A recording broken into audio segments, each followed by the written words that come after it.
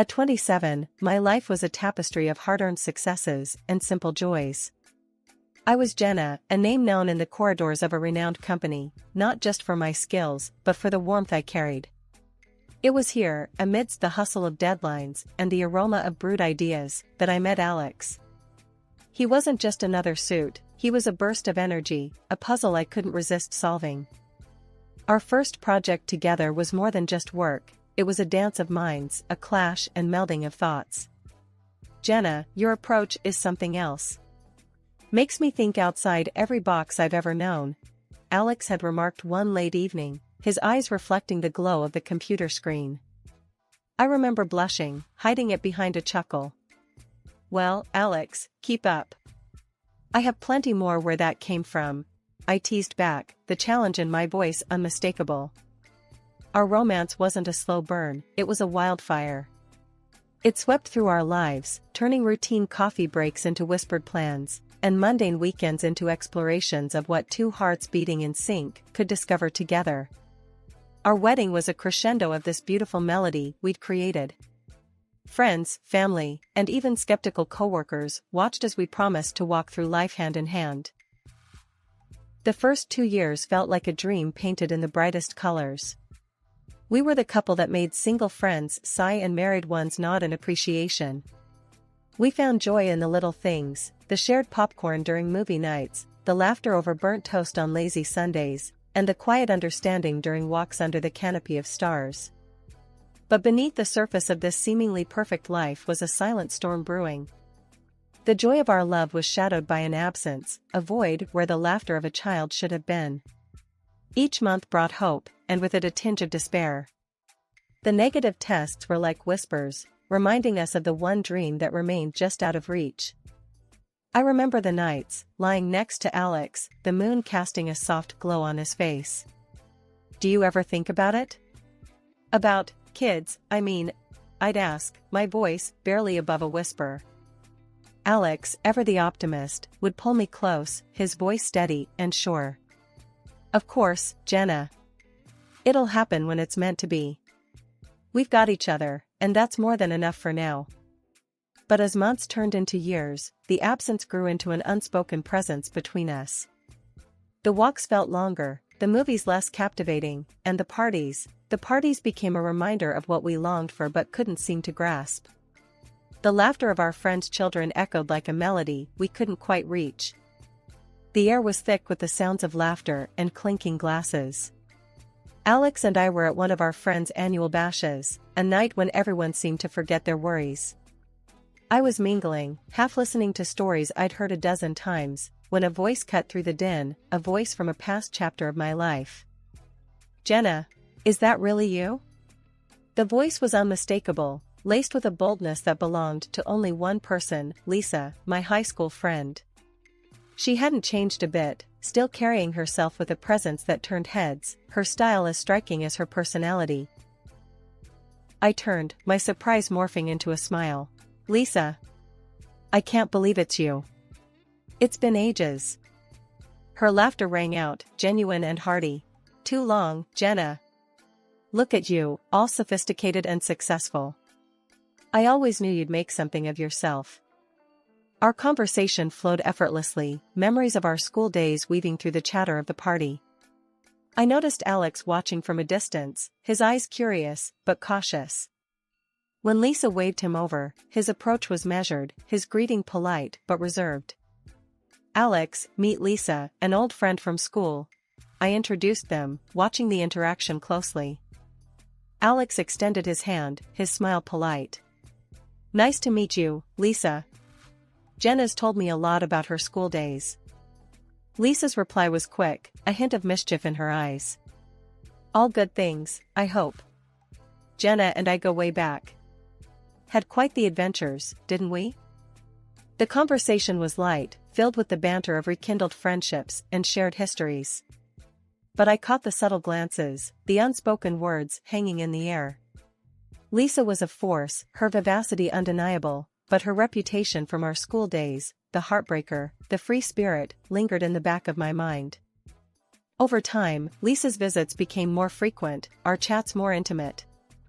We shared stories, laughed over old jokes, and confided in each other like the years apart had been mere days. It felt good, having a piece of my past back, a reminder of carefree days. But as Lisa's presence grew, so did the silence between Alex and me. The void of our unfulfilled dreams seemed to grow wider, the absence louder.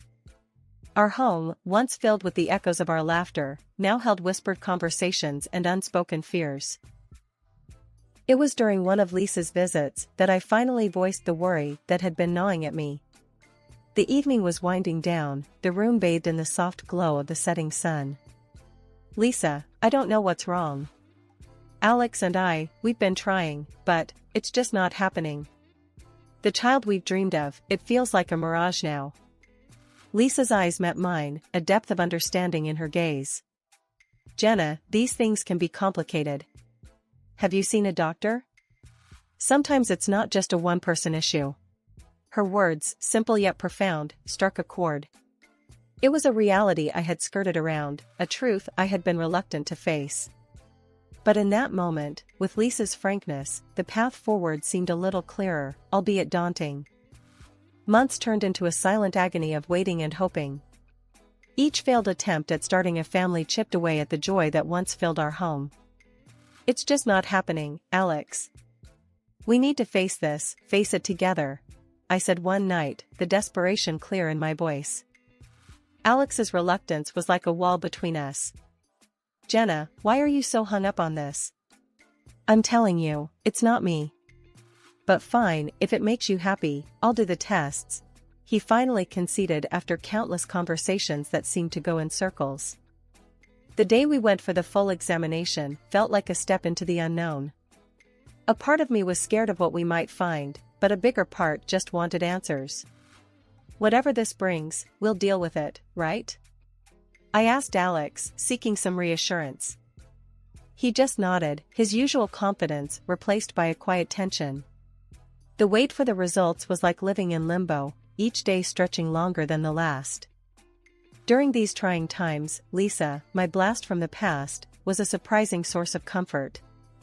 "Jenna, you're one tough cookie. Whatever comes out of this, you'll handle it. You always do," she'd say, her support unwavering. But life has a way of throwing curveballs when you least expect them. It was a chance encounter on the street that planted a seed of doubt in my mind. A former classmate, someone who knew the high school version of Lisa all too well, stopped me with a reminder of the past. "Jenna, watch out for Lisa, okay? She was a real piece of work back in the day, breaking hearts left and right. You remember, right?" she said, her tone half concerned, half curious. I laughed it off, the idea of Lisa, my rock during these turbulent times, being anything less than genuine seemed far-fetched. "People change. Lisa's not like that anymore," I responded, but the conversation left a nagging feeling in the pit of my stomach. Later that day, as Alex and I sat in our usual silence, I decided to address the elephant in the room.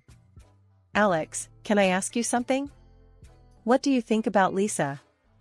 His reaction was immediate and defensive, a stark contrast to his usual nonchalance. "Why does it matter? She's just your friend." "I don't care about her one way or the other," he said, his tone a mix of irritation and something else I couldn't quite place. His words did little to ease my mind. Instead, they added to the growing list of questions and doubts that seemed to have no answers.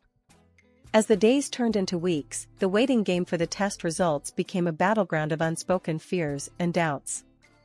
Life at home had taken a sharp turn, the once comforting walls of our home now echoing with Alex's harsh words and relentless criticism. It wasn't just an off day or a bad mood, it was a drastic change that hung heavily in the air. "Jenna, can you try a little harder? Look at you, it's always the same old jeans and t-shirt. When you're with me, I want to show you off, not make excuses for your plain Jane look," Alex remarked coldly one evening, his words cutting deeper than he probably intended. I stood there, a mix of hurt and disbelief in my heart. "Alex, what's this about? Since when did appearances become more important than who we are to each other?" I replied, my voice shaking slightly. But it didn't stop at my appearance. It was everything, my cooking, my cleaning, the very essence of my being. Jenna, this meal, it's bland. And the house, it looks like a tornado hit it. Is this really the best you can do? He'd say, his dissatisfaction clear. Each word stung, each comment a blow to the life we had built together. Confused and hurt, I turned to the one person who had become my confidant through it all, Lisa. Lisa, I don't know what's happening. It's like he's looking for reasons to be unhappy, to criticize me. I don't feel like I'm enough anymore. I shared, the vulnerability clear in my voice. Lisa's response was thoughtful, her words a mix of support and practicality. Jenna, he's being a total jerk. But maybe you guys just need a break from the routine. Why not plan a surprise, something to reignite the spark? How about a romantic trip? The idea was like a beacon of hope, a chance to mend the growing rift between us. Filled with a newfound determination, I approached Alex with the idea. Alex, I've been thinking. Maybe we need a change of scenery, some time away from all this stress. What do you say to 2 weeks in Hawaii, just the two of us? I suggested, the hopeful tremor in my voice betraying my anxiety over his response. To my surprise, his reaction was positive, a glimmer of the old Alex shining through. Jenna, that sounds, actually great. You're right, we could use the time away. Let's do it. He agreed, his words a soothing balm to my frayed nerves. In that moment, I allowed myself to feel a flicker of hope, a sense that maybe, just maybe, this trip could be the bridge back to the love and understanding we once shared. The idea of a romantic getaway, of 2 weeks in paradise with the man I still loved, felt like a lifeline, a chance to turn the page on the recent bitterness and start a new chapter. The days leading up to our Hawaii trip were a whirlwind of anticipation and preparation. Alex, taking charge of the arrangements, insisted on handling everything. Jenna, you've been working too hard lately. Let me sort out the tickets and the hotel. You just focus on packing and getting ready for our escape, he said, a smile playing on his lips. I was touched by his thoughtfulness, a glimpse of the man I fell in love with. That's so sweet of you, Alex. Thank you, I could really use the break, I replied, my heart light with the promise of a fresh start. With Lisa's help, I dove into preparations. Shopping for the trip was like weaving dreams into reality. Jenna, this swimsuit is stunning on you. Alex won't be able to take his eyes off you. Lisa chuckled as I twirled in front of the mirror, the fabric hugging my curves just right. Thanks, Lisa. I really hope this trip brings us back together. It feels like we're finally turning a page, I said, the excitement bubbling within me like champagne. The day of departure arrived, and I was a bundle of nerves and excitement. Alex seemed more upbeat than usual, a good sign, I thought. As we reached the airport, the buzz of travelers and the scent of adventure filled the air. But the unexpected sight of Lisa there turned the excitement into confusion. Lisa? What are you doing here? I asked, a knot forming in my stomach. The smirk on Alex's face and the glint in Lisa's eyes were the first cracks in my carefully built hopes. Jenna, the thing is, Lisa's the one joining me to Hawaii.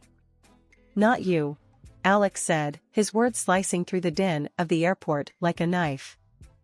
I stood there, disbelief and betrayal warring within me. But Alex, this trip was for us, our chance to reconnect, I stammered, the world tilting around me. His laughter was a sound I barely recognized, cold and distant. Reconnect? Jenna, you're living in a dream. I'm done playing house. Lisa and we're a thing now. Your little vacation plan just turned into our romantic getaway. Lisa's grip on Alex's arm tightened, her victory clear in her eyes. Oh, Jenna, you're such a dear friend. Funding our little escapade, how generous of you. Their words were daggers, their laughter a poison spreading through my veins. You're leaving me just like this? I managed to say, my voice a mere whisper. He shrugged, the casualness of his betrayal a final blow. The divorce papers waiting for you at home, Jenna. Just sign them. It's the least you can do for us. Left alone in the echoing vastness of the airport, the world around me felt unreal, like a scene from a movie where the protagonist's life unravels before her eyes. My heart was heavy, a mix of betrayal, shock, and an overwhelming sense of loss consuming me. It was then, amid the chaos of my crumbling world, that an unexpected voice reached out. "Hey, are you okay? Do you need help with anything?" The voice was gentle, concerned, cutting through the fog of my despair. I looked up, my eyes meeting those of a stranger. He was about my age, his expression kind, genuine. My husband, they just left me here," I stammered, the words feeling foreign as they left my lips. The man hesitated for a moment, then took a careful step closer. "I'm Ethan. If you want, I can stay with you for a bit, or help you get home, whatever you need," he offered, his tone warm and sincere. His kindness, a stark contrast to the cold betrayal I had just experienced, was a small light in the darkness. "Thank you, Ethan. I'm Jenna. I don't even know where to begin." We found a quiet corner in a cafe, the noise of the airport fading into the background. Ethan listened as I poured out the story, the pain and confusion evident in my every word. "So, he planned this all along? Took your idea and turned it into this?" Ethan's voice was a mix of anger and disbelief. I nodded, the reality of the situation sinking in deeper with every spoken word. "I feel so foolish, Ethan. To think I was planning this trip to fix things, and all the while, he was planning this." Ethan's gaze was steady, supportive. "Jenna, you're not foolish. You're human, and you trusted someone you loved. That's not foolishness, that's courage. And his actions, that's cowardice." His words were a balm, soothing the raw edges of my wounded heart. We talked for what felt like hours, Ethan's presence a steady anchor in the storm that had become my life. Eventually, he glanced at his watch, a gentle reminder of the world moving on around us. "Jenna, I can drive you home if you want. You shouldn't be alone right now." The offer, so simple yet so profound, was a lifeline. "Thank you, Ethan. I'd appreciate that. I don't want to face that empty house just yet, but I know I need to." The drive was quiet, the hum of the engine a backdrop to my tumultuous thoughts. As we reached my house, the reality of what awaited me inside hit hard. Ethan seemed to sense my hesitation. "Jenna, if you need anything, here's my number. Don't think you're alone in this. Some people, they're just not worth your tears," he said, handing me a small piece of paper with his number scrawled on it. I took it, a small smile breaking through the tears. "Thank you, Ethan. For everything. Today, you were the friend I didn't know I needed." A year had rolled by, a year of healing, of rebuilding, of finding strength I never knew I had. But stepping back into my hometown, the ghosts of my past were waiting, lurking in the shadows of familiar streets and faces. It was in a quaint little cafe, where the past decided to rear its ugly head. Sitting there, lost in my thoughts, a voice that I hoped to never hear again cut through the calm. "Jenna, look what the cat dragged in." "Still the same, I see," Alex sneered, his eyes raking over me with a disdain I remembered all too well. I took a deep breath, bracing myself. "What do you want, Alex?" I asked, my voice steady, a testament to the year of battles fought and won. His smirk grew wider, more malicious. "Just wanted to flaunt my perfect life, Jenna. Lisa and we're married now. And guess what? She's given me a child, something you never could." His words stung, a deliberate jab at my deepest wounds. But the old Jenna, the one who would crumble, was no more. "Good for you, Alex. I hope you're happy," I replied, my words a shield against his cruelty. But he wasn't done. The arrogance, the sheer audacity, dripped from his next invitation. "Why don't you come over, Jenna? See the life you missed out on. Meet your replacement and our beautiful baby." It was a challenge, a cruel game in his twisted mind. But this time I was playing by a different set of rules.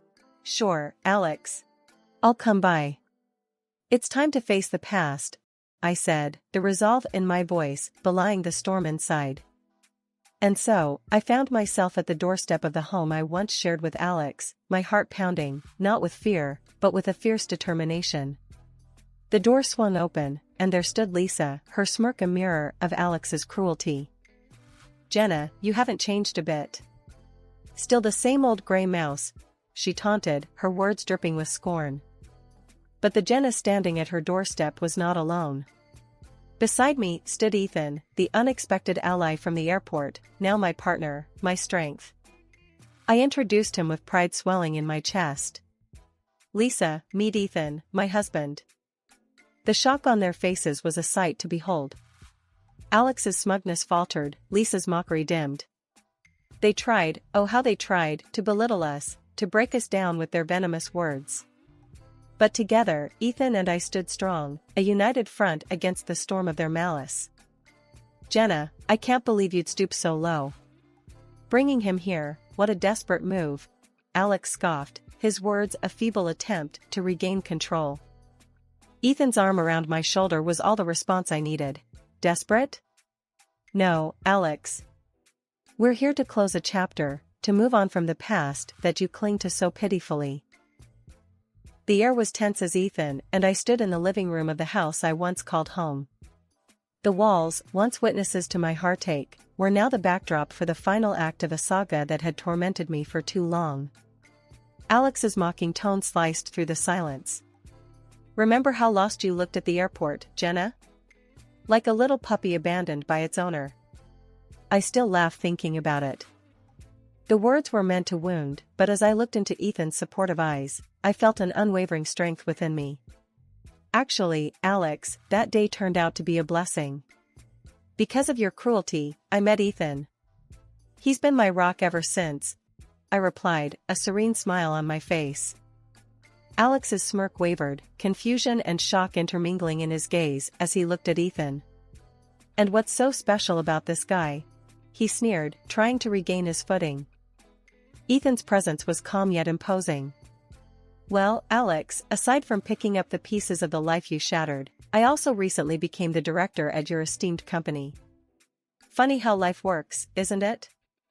The revelation hit Alex like a physical blow, his arrogance melting away, leaving a pale, shaken man in its place. Before he could recover, Lisa, with her characteristic spite, decided to strike what she thought would be a crushing blow. "At least I gave Alex something you couldn't, Jenna. A child. The ultimate gift," she spat, her eyes gleaming with malice. The room was charged, the air thick with tension and unspoken truths. I couldn't help but laugh, the absurdity of the situation and the secret I held turning my despair into amusement. "Oh, Lisa, the irony of your statement is richer than you know," I said, reaching into my bag. I pulled out the envelope containing the test results, the paper that held the key to unlocking the sham that was their life. "Alex, these tests we took, they revealed a truth you've been too blind to see. You're incapable of fatherhood. This child Lisa's so proud of? It can't be yours."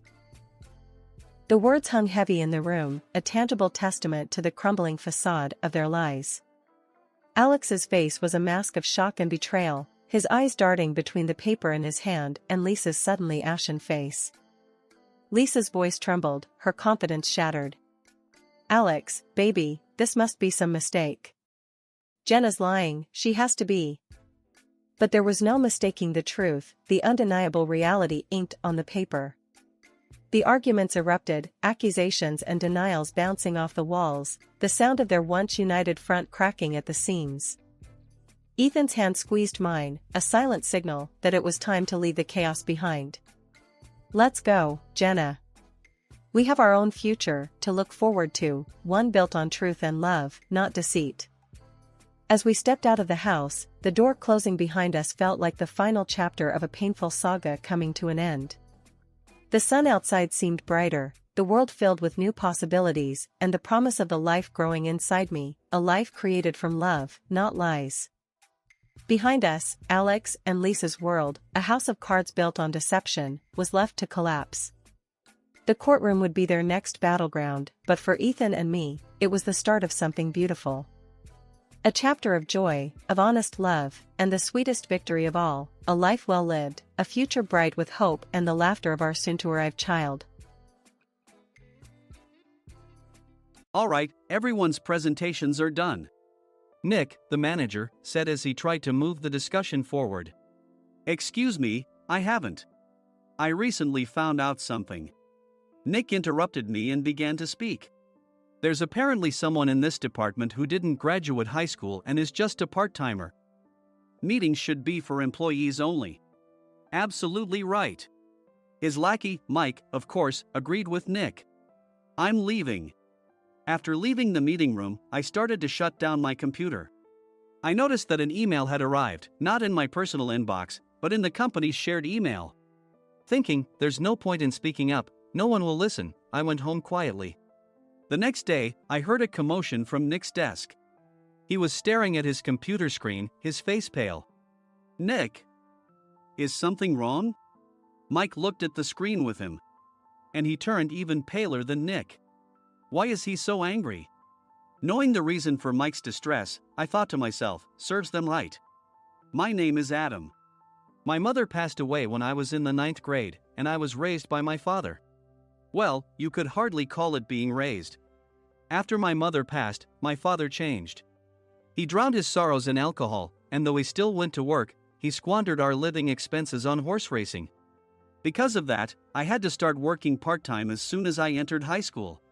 Every month, I went to the convenience store with bills in hand that couldn't be auto-deducted from my father's account. Even though I endured it because I didn't want to be alone, I reached my limit in my second year of high school and dropped out. I found a live-in job at a distant inn. Thank you for everything. The day I left home, my father, still staring at the TV, spoke. Take care. That was our last conversation. Back then, 18 wasn't the age of majority, so I needed my father's permission to work, and I couldn't hide my place of employment. Yet, my father never visited me even once. I kept working just to survive, and before I knew it, I was 42. Years of hard work paid off, and I was transferred to the headquarters. I was thrilled to be recognized by the company, as I thought I'd be working in the field until retirement due to my lack of formal education. Listen up. Our work can change the future of our employees. Don't drag us down. On my first day after the transfer, Nick, dressed in an expensive suit, spoke sternly. There was a reason for this. Our inn was located in a prominent tourist destination, known so well that everyone in the state could sing its commercial jingle. At its peak, we had 5 locations within the state. But that was long ago. Due to financial difficulties and aging facilities, only the place where I had worked for many years and the original establishment remained. I was prepared to lose my job anytime, but now there was a glimmer of hope. With the rise of social media, the tourist area where the inn was located started gaining attention again. Depending on how hard the sales department, where I was transferred, worked. We could either thrive or be forced to give up this prime location to the new hotel chains continuously popping up. For Nick, who had switched careers from another industry to strengthen our sales, this was a battle he couldn't afford to lose. I understood why he had to be strict. I will do my best. Nick sneered at my enthusiastic declaration. Did you not hear what I said? I'm sorry. I thought I was listening carefully. Out of habit from years of customer service, I apologized reflexively, though I had no idea what had offended him. Someone was watching me with a smirk. In this department, there are those who are expected to excel and those who have been shoved here because they have nowhere else to go. You are the latter. It was Mike, the section chief. He's 7 years younger, at 35. But he was called to headquarters much earlier than I was and had been moving around within the headquarters ever since. I'm not jealous, but I can't accept that he's my boss. Graduating from a prestigious university, he has an unusually high pride and caused many problems as a newbie, making things very difficult for me when I was the front desk leader. When I found out Mike was transferred to the sales department a month before me, I was disheartened. Mike is right. With just a middle school diploma, there's not much you can do. Don't even think about achieving results. As if I didn't exist, Nick remarked, I'm thirsty. Mike eagerly ran to the coffee maker. It seems Mike is Nick's lackey. I regretted being happy about my transfer to headquarters, wishing I had stayed on site forever. Send a direct mail to every company on this list by the end of the day. Nick only assigned me tasks that even a new graduate could handle. What? There are over 1,000 companies. You want me to send to all of them by today? Yes, if you and your fellow misfits split the work, even those with nowhere else to go should finish by today. I glanced at the employees typing away expressionlessly. They were worn out from customer service, only thinking about leaving on time, or were women reassigned after having children. With zero motivation for work. Even Sam, a new graduate from the same university as Mike, who was supposed to be among the expected achievers, had no enthusiasm for the job. Having joined the company wanting to do customer service. I don't care what they say, I plan to quit anytime, he said. Only Nick and Mike were highly motivated, making all the decisions between the two of them. I originally only wanted to work at the inn to survive and had no particular attachment to this job. I swallowed my words, thinking I had no right to reprimand them. About a month after the transfer, Nick told us with a frustrated look. To commemorate the 50th anniversary, we've decided to create a plan exclusive for one group per day. Originally, Mike and I were supposed to come up with it, but our president, Mr. Thompson, insists on hearing everyone's opinions. So, you all get a chance. As Nick explained, Mike began handing out prints. Make sure not to embarrass Nick. If your ideas are half-baked, you'll have to redo them. It seemed that they had printed his handwritten notes by Mr. Thompson, which included several questions and a section for free responses.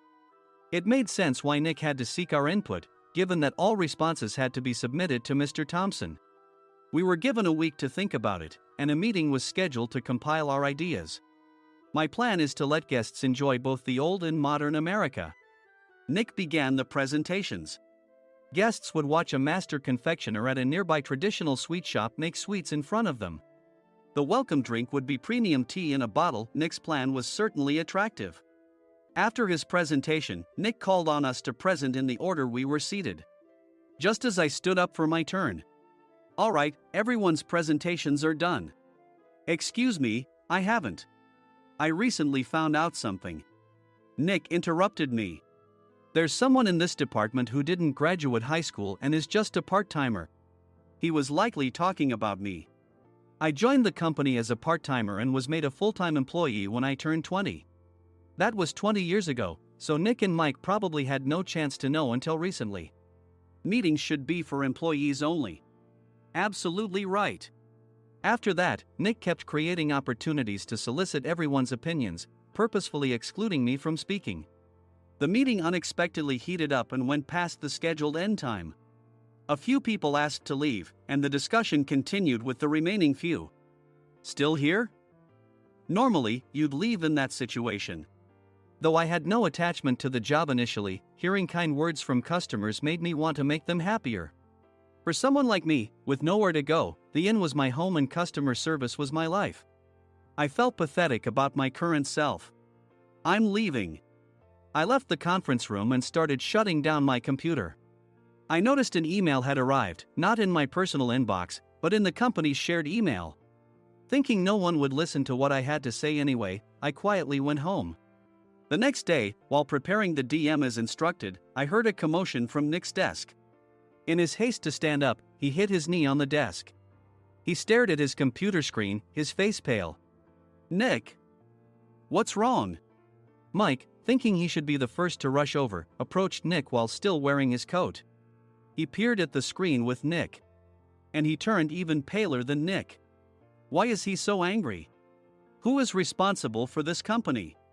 Nick, more irritated than ever, asked, and Mike answered without checking. Probably Sam. Sam wasn't there because he was attending a morning training session for new hires. Nick gave up on getting angry and returned his gaze to the screen. They were looking at an email that arrived right after the end of the working day yesterday. Apparently, no one, including me, had checked it before leaving.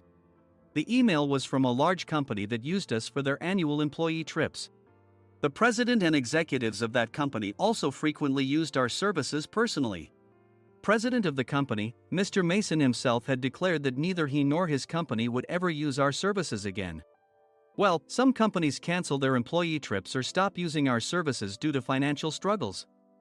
Let's just move on. Mike kept wiping the sweat from his forehead with a handkerchief. Knowing why Mike was so agitated, I quietly watched their interaction. Do you know how much revenue we get from that company? We can find other guests to fill the rooms, but we'll lose the banquet costs, gift shop revenue, rental car fees, and more. Moreover, the gifts were supposed to be prepared by the traditional confectionery shop involved in Nick's proposed plan. If it's known that we incurred such a huge loss at this critical time, Nick's position in the company would be jeopardized. Nick took a deep breath, seemingly trying to calm himself. All right, Mike. Go to New York right now and apologize to Mr. Mason. What? You're coming with me, right? I have urgent work to do. I trust you, which is why I'm entrusting this to you. Please. Mike, believing Nick's sincerity, agreed with a determined look on his face, saying, yes. That's Nick for you. Even if Mike went to apologize, Nick would shift all the blame onto him if the client didn't change their mind. Well, it was Mike's fault to begin with, so it served him right. About 3 hours later, Sam answered a call from somewhere and repeatedly apologized, saying, I'm very sorry. Everyone watched to see what was happening. After ending the call, he informed Nick with a weary tone. When Mike arrived at the client's company, he only made things worse, further infuriating Mr. Mason. He was demanding, get his boss here immediately. It was no wonder Sam was exhausted, dealing with such a call right after returning from training. What is that idiot doing? All right, Adam, you're coming with me. If sacrificing Mike didn't work, then I must be next. Normally, I'd want to refuse at all costs, but I saw an opportunity in this situation. If I can be of assistance, I'd be happy to join you. I obediently followed Nick, and we flew to New York. When we introduced ourselves at the reception, it became clear how serious the situation was, as the receptionist personally escorted us to the president's office. Angry voices leaked through the door, making both Nick and me uneasy. Excuse me. I'm Nick, the supervisor. I understand my subordinate has caused you trouble, and I deeply apologize. Nick, with his experience in the corporate world, knew enough to offer an apology before excuses. However, his customer service skills left much to be desired. I sighed as I saw Mike trembling like a small dog in the corner of the room. What kind of training are you giving your subordinates? Mr. Mason glared at Nick with a red face. The intensity of his gaze made even Nick take a step back. Regrettably, I joined this company only 2 years ago and was unaware of Mike's issues. I should have identified his shortcomings sooner. Indeed. I should have realized sooner. No sensible person would come to apologize and then give a lengthy presentation on the drawbacks of not using their inn. Nick froze, his mouth slightly open. Suspecting the worst, I picked up the documents that had fallen to the floor. It seemed Mike hastily prepared these documents on the plane, listing the disadvantages. Disadvantage 1: if you change the venue for the company trip, employees might suspect it's for cost-cutting reasons, leading to a negative impression. Reading it aloud half-jokingly, Nick snatched the papers from my hand and checked the contents with a furious expression. Among the stack of documents was a receipt from a nearby convenience store's copy machine. I felt a pang of dread, hoping he hadn't shown the receipt as well. What do you think he said when I asked what kind of nerve he had to do this? I'm very sorry. Faced with the dire situation, Nick must have thought there was nothing left to do but apologize. In a voice smaller than I'd ever heard from him, he uttered words of apology. He said, I'm a Harvard graduate. I don't believe I said anything wrong. Mike, what have you done? Forgetting his plan to pin the blame on Mike, Nick yelled loudly, even in front of Mr. Mason. I didn't do anything wrong. You're still saying that? Look at him. Mike pointed at me with a shaking hand. I was assigned to headquarters in my 20s and now I'm a section chief. This guy only made it to headquarters at 42. Everything I've done proves I was right. So why are we losing the contract? Having said his piece, Mike collapsed to the floor. Of course. You were sent there because you had nowhere else to go. Mike never expected to hear such words from someone he looked down upon. He lunged at me, and Nick hurriedly stepped in to stop him. Mr. Thompson told me Mike is a quick thinker, and to take good care of him. There's no way he was pushed aside. Don't make things worse here. He didn't say quick thinker, he said only quick-witted, didn't he? I don't remember that part. I recalled the many troubles Mike caused when he was a newbie. When Mike was on the front line, his pride was so high that he never apologized to customers. Customer service, especially in our job, doesn't work alone. It brings both good and bad situations. If the front staff or housekeepers made mistakes, or the cleaning company didn't properly clean a room, one had to apologize to the customers regardless of personal fault. Mike, in such situations, would never apologize, insisting he wasn't at fault. This often angered customers, and as the front desk leader, I frequently had to apologize on his behalf. He caused complaints and disrupted operations, which is why he was quickly moved to headquarters. In departments where he didn't interact directly with customers, his quick thinking was beneficial and things went well. But it seemed his flaws were starting to show. Corporate reservations are supposed to be entered into the system by the sales representative. But a quick check yesterday revealed that more than 10 items were missing from the client's reservation. The handover document clearly stated what needed to be prepared. Why didn't you enter it into the system? Why do we have to give them special treatment? Filling rooms near the banquet hall, setting up all the food in advance. Specifying the brand of wine, they're too demanding. No wonder he always angered customers, I thought, feeling a headache coming on. Grouping them in rooms near the banquet hall is for our benefit too. It makes it easier for the staff to set up beds and serve breakfast since everyone's schedule is synchronized. As for the other requests, Mr. Mason suggested them to lighten our load. I didn't know that. Nick finally seemed to realize that Mike was the one who had angered the client. What did you say to them?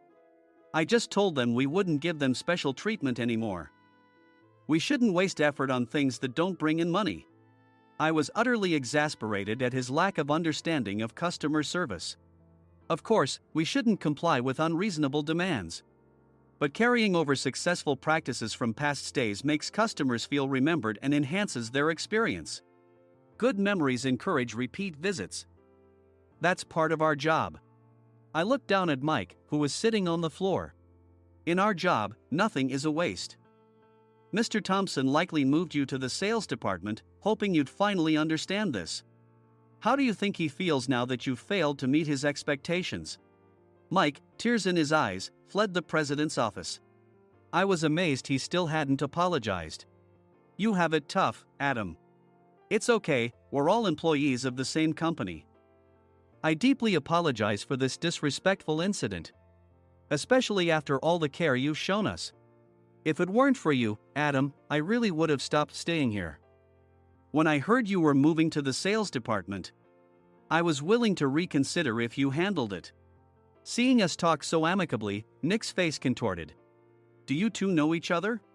Adam's service is excellent. I always requested him specifically.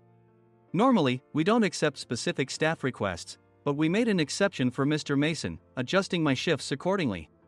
He had personally stayed at our hotel just before my transfer, and during casual conversation, I mentioned, I'm moving to the sales department soon.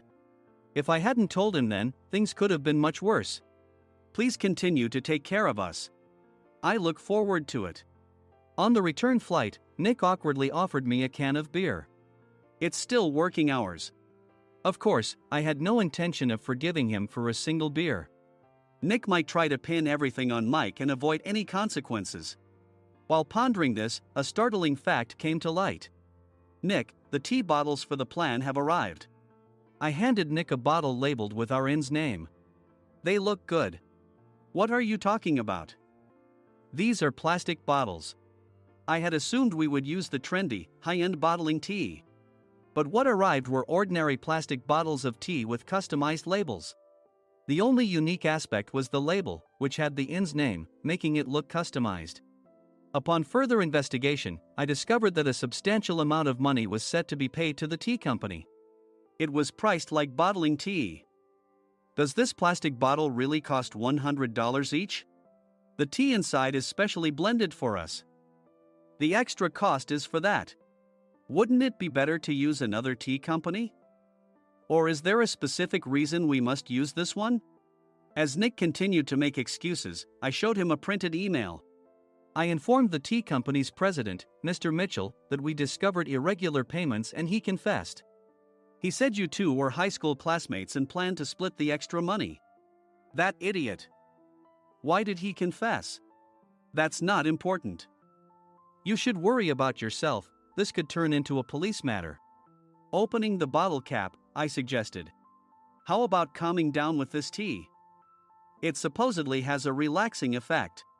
Nick drank the tea frantically.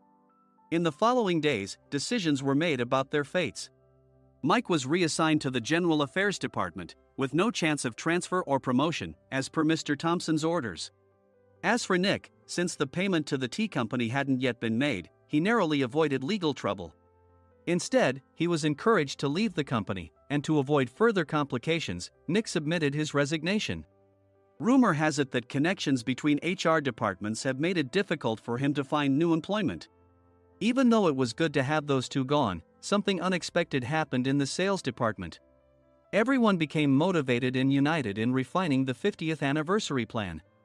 In the end, my plan was adopted. We collaborated with the Tourist Information Center to provide personalized guides. The plan, tailored to the number of guests, was truly special for the 50th anniversary. Hey, is Adam's family coming to stay?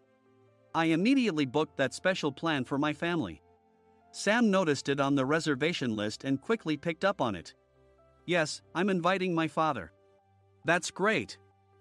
I might invite my parents too. I lacked the courage to face my father just as Adam. But here, with the confidence Mr. Mason praised, I felt ready. The 50th anniversary plan was a perfect opportunity to reconnect with my father. I hoped to bring back the days when we could laugh together as we once did.